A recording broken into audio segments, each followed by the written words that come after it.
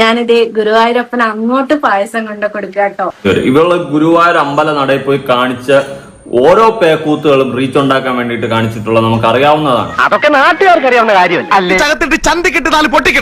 എനിക്കൊരാപത്ത് ഘട്ടം വന്നപ്പം തുറന്നു പറയാലോ, ഈ പറഞ്ഞ ഞാൻ ഒരുപാട് പുകയത്തി പറഞ്ഞ സുരേഷ് ഗോപി എന്റെ അലത്ത് ഒന്നും ഓർമ്മയുണ്ടോ ഈ മുഖം?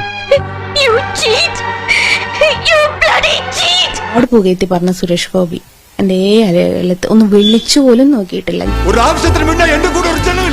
നിങ്ങൾ ആരാണ്? നിങ്ങൾ ആരോടാ ചോദിക്കുന്നത്? അല്ല സുരേഷ് ഗോപി ചേട്ടൻ, നമുക്ക് എന്തെങ്കിലും നമ്മളെ അടുത്തൊരു മിസ്റ്റേക്ക് വരുമ്പോ നമുക്ക് പരിചയമുള്ള ആൾക്കാരുടെ അടുത്തേക്കല്ല പോണ്ടേ. അതാണ് ഈശ്വര, ഇതൊക്കെ എന്റെ തലയിലാവൂലോ. അതാ അമ്മച്ചിക്ക് ഞാൻ പറഞ്ഞ മനസ്സിലാവാത്തോണ്ടാണ്. അല്ലാതെ ഈ സുരേഷ് ഗോപി ചേട്ടനൊക്കെ 9 വർഷത്തോളമായി മക്കളെ എന്നെ അറിയുന്നത്. എന്നിട്ട് നീ എന്നെ നന്ദി വേണോടാ, നന്ദി.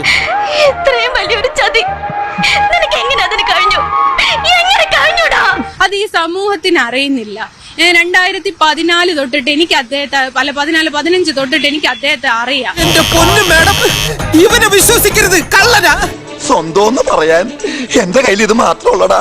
നീ പുറത്തേക്ക് ഇറങ്ങി വാതിലടച്ച ഈ അണ്ടർവെയർ ഒരു ജനലിൽ കൂടി ഞാൻ തരാം. എന്നെ വേർബോഡി ആയിട്ടെങ്കിലും ജീവിക്കാൻ അനുവദിക്കണം.